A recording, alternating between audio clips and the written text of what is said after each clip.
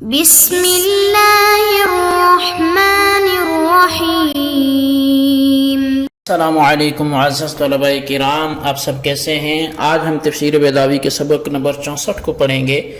آج کے ہمارے سبق کا عنوان ہے تیسری ترکیب اور غضب کا معنی۔ آج کے ہمارے سبق کی جو عبارت ہے وہ شروع ہوتی ہے وعن ابن کثیر سے۔ آئیے سب سے پہلے عبارت پڑھ کے اس کا ترجمہ کرتے ہیں اور اس کے بعد اس کی وضاحت کی طرف بڑھتے ہیں۔ مصنف علیہ رحمہ لکھتے ہیں وعن ابن کثیر نصبہ علی الحال من الضمیر المجرور والعامل انعمتہ، اور ابن کثیر سے ہے کہ یہ انعمت علیہم کی ضمیر مجرور سے حال ہونے کی بنا پر منصوب ہے اور اس میں انعمت عامل ہے، او بدمار اعنی، یا منصوب ہے تقدیر اعنی کی وجہ سے، او بالاستثناء ان فسر النعم بما يعم القبیلتین، یا استثناء کی وجہ سے اگر ایسی نعمتیں مراد لی جائیں جو نعم دنیوی اور نعم اخروی یعنی دنیاوی اور اخروی نعمتوں دونوں کو شامل ہو۔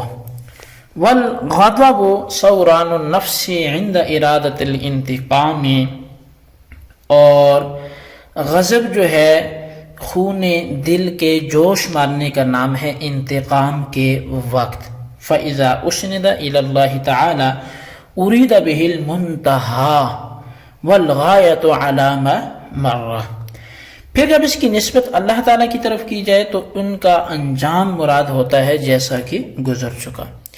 وعلیہم فی محل الرفع لأنہ نائب مناب الفاعل بخلاف الاول، اور علیہم مغضوب کا نائب فاعل ہونے کی وجہ سے محل رفع میں ہے برخلاف اول علیہم کے کہ وہ محل نصب میں ہے۔ جی طلباء کرام، یہ تھی ہمارے آج کے سبق کی عبارت اور اس کا ترجمہ۔ آئیے اب اس کی وضاحت کی طرف بڑھتے ہیں۔ آج کے سبق میں ہماری دو بحثیں ہیں۔ اول تو جو ہے وہ ایک تیسری ترکیب جو ہے غیر کے حوالے سے اس کا ذکر کرنا ہے، اور ثانیاً غیر المغضوب میں جب لفظ غیر پہ بحث ہوگی تو مغضوب کا جو لفظ ہے اس میں غضب پر بحث ہوگی۔ تو سب سے پہلے گائز صاحب ماقبل کی دو ترکیبیں بیان کرنے کے بعد ایک تیسری ترکیب غیرہ کی بیان کرتے ہیں اور فرماتے ہیں کہ ابن کثیر نے غیر کو نصب کے ساتھ پڑھا ہے، یعنی غیر المغضوب پڑھا ہے، حالیت کی بنا پر یا تقدیر اعنی کی وجہ سے یا استثناء کی وجہ سے، یعنی تین وجوہات میں سے کسی ایک وجہ سے۔ اب اس ترکیب کو سمجھنے سے پہلے تین باتیں آپ سمجھ لیں۔ اول یہ کہ حال اور ذوالحال دونوں کا عامل ایک ہوتا ہے، دونوں کو جو ہے وہ ایک ہی کی جانب سے معمول بنایا جاتا ہے۔ دوسرا یہ کہ مسند الیہ جو ہوتا ہے وہ اسم ہوتا ہے، اور تیسری بات یہ کہ لفظ غیر میں صفتیت کے معنی اصل ہیں لیکن خلاف اصل استثناء کے معنی پر محمول کر لیا جاتا ہے، اور استثناء متصل جو ہے وہ اصل ہے اور استثناء منقطع خلاف اصل ہے۔ اب سمجھیے کہ نصب پڑھنے کی تین وجہ ذکر کی ہیں۔ اول یہ کہ غیر کو حال قرار دیا جائے انعمت علیہم کی ہم ضمیر سے، اور چونکہ حال منصوب ہوتا ہے اس وجہ سے غیر کو بھی منصوب پڑھا گیا ہے۔ لیکن اس صورت میں اعتراض ہوگا، وہ یہ کہ ذوالحال مفعول ہوتا ہے یا فاعل، اور یہاں ہم ضمیر نہ فاعل ہے نہ مفعول ہے بلکہ مجرور ہے۔ اور دوسرا اعتراض یہ ہوگا کہ ہم ضمیر کا عامل لفظ علی حرف جار ہے اور غیر کا عامل انعمت ہے، لہذا حال اور ذوالحال کا عامل جو ہے وہ ایک نہ رہا بلکہ دو ہو گئے، حالانکہ دونوں کا عامل ایک ہوتا ہے۔ تو جواب یہ ہے کہ یہاں پر ہم مفعول ہے لفظ انعمت کا، اور یہی انعمت اس کے اندر عامل ہے۔ علا کو محض صلہ کے طور پر زائد کر دیا گیا ہے، مؤثر اور عامل ہونے کی حیثیت سے نہیں۔ اور جب ضمیر ہم مفعول ہے انعمت کا تو دونوں اعتراض مرتفع ہو گئے، یعنی ذوالحال کا مفعول ہونا اور اتحاد عامل دونوں ہی اعتراض اٹھ کے اسی وجہ سے علیہم کو محل میں نصب کے کہا گیا ہے۔ اور بعین ہی یہی تعویل مغضوب علیہم کے اندر چلے گی، یعنی علیہم میں جو ہم ضمیر ہے یہ حقیقت میں نائب فاعل ہوگا مغضوب کا، اور علا محض صلہ کے طور پر جو ہے وہ زائد ہیں۔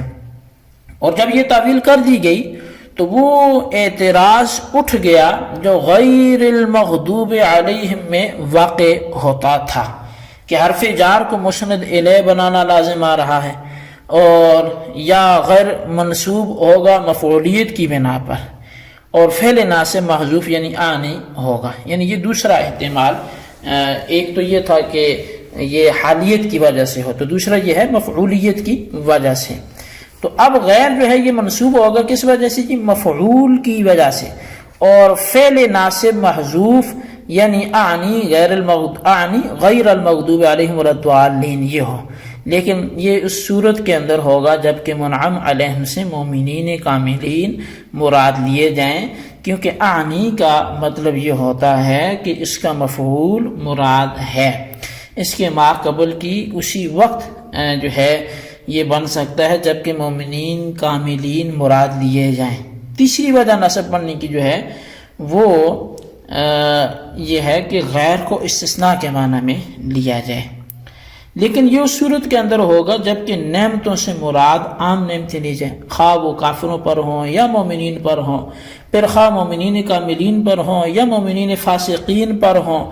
اور مفہوم عام ماننے کی ضرورت اس لیے ہے کہ اس صورت میں استثناء متصل متحقق ہوتا ہے، اور اگر آپ خاص مفہوم مراد لیں گے تو غیر المغضوب علیہم ولا الضالین میں غیر استثناء منقطع کے معنی میں ہوگا، اور جب استثناء منقطع ہوگا تو خلاف اصل کی بھرمار ہو جائے گی، اس لیے کہ اول تو لفظ غیر کو استثناء پر محمول کرنا ہی خلاف اصل ہے، پھر استثناء کے اندر استثناء منقطع خلاف اصل ہے، تو طے بطے دو چیزیں خلاف اصل جمع ہو جائیں گی۔ یہ تھی ہماری گفتگو اول کلام پر، یعنی کہ غیر کی تیسری ترکیب پر۔ جو تین احتمال اس میں تھے وہ ذکر کیے گئے، حال ہونے کی وجہ سے منصوب ہے، مفعول ہونے کی وجہ سے منصوب ہے، یا استثناء کی وجہ سے۔ اب والغضب سوران النفس سے قاضی صاحب غضب کے معنی بیان کرتے ہیں۔ معنی کو سمجھنے سے پہلے یہ سمجھ لیں کہ مصنف نے تعریف میں النفس کا لفظ استعمال کیا، اور النفس کہتے ہیں خون کو، جیسے کہ حدیث کے اندر یہی معنی مراد ہیں۔ فرمایا کہ وقوع ما لیس لہ نفس صائلۃ لا یفسد الماء، یعنی جن جانوروں کے خون نہیں ہوتا تو ان کے گر جانے سے پانی جو ہے وہ نجس نہیں ہوتا۔ تو دیکھیں کہ حدیث کے اندر نفس بول کر خون مراد لیا گیا ہے، اور النفس کا الف جو ہے یہ قلب کے عوض میں ہے۔ اس کے بعد اب آپ کو یہ سمجھنا ہوگا کہ قاضی صاحب فرماتے ہیں والغضب سوران النفس عند ارادت الانتقام، کہ خون کا جوش مارنا ارادے کے وقت، انتقام کے ارادے کے وقت۔ بس تقریر ما سبق کے مطابق عبارت یوں ہوگی کہ غلیان دم القلب عند ارادت الانتقام، یعنی قلب کے خون کا انتقام کے ارادے کے وقت جوش مارنا۔ لیکن اس لفظ غضب کے معنی حقیقی کے اعتبار سے اللہ تعالیٰ کی طرف نسبت کرنا یہ درست نہیں ہوگا، کیونکہ لفظ غضب معنی حقیقی کے اعتبار سے قلب اور جو دم کا تقاضا کرتا ہے، اور ذات باری تعالیٰ ان سے منزہ ہے، وہ پاک ہے۔ نیز غلیان جس کے معنی جوش مارنے کے ہیں یہ از قبیل انفعال کے ہیں، اور ذات باری تعالیٰ فاعل ہے، منفعل نہیں ہے۔ پس جب غضب کو ذات باری تعالیٰ کی طرف منسوب کیا جائے گا تو غضب سے مراد اس کی غایت اور منتہا یعنی سزا اور عذاب مراد ہوگا، اور سزا اور عذاب یہ افعال کی قبیل سے انفعال کی قبیل سے نہیں ہے. بس اس صورت میں مغضوب علیہم کا ترجمہ ہوگا وہ لوگ جن پر اللہ تعالیٰ کا غضب نازل ہوا اور اس کی سزا کے مستحق ہوئے. بس انفعال کا اشکال جو تھا وہ ختم ہو گیا، قلب اور دم کا بھی اشکال ختم ہو جائے گا، اس لیے کہ سزا دہی اور عذاب دہی کے مفہوم میں قلب اور دم نہیں آتے. جی طلبہ کرام، یہ تھی ہمارے آج کے سبق کی عبارت ترجمہ اور اس کی وضاحت. اس کو اچھی طرح سمجھیں، اس کے خلاصے کو اپنے رجسٹرز پر ضرور لکھیں اور بالخصوص جو ہے وہ ان سوالات کے جوابات دیں. سوال نمبر 1 یہ ہے کہ غیر کی 3 ترکیبیں، تیسری ترکیب جو یہاں 3 صورتیں بیان کی گئی وہ تحریر کریں. اور سوال نمبر 2 یہ غضب کا معنی کیا ہے، اللہ کی طرف جب اس کی نسبت ہو تو پھر کیا تعویل کریں گے، وضاحت کریں. اللہ تبارک و تعالیٰ سے دعا ہے جو کچھ ہم نے پڑھا سنا اسے یاد رکھنے کی توفیق نصیب فرمائے. آمین بجاہ النبی الامین صلی اللہ علیہ وسلم.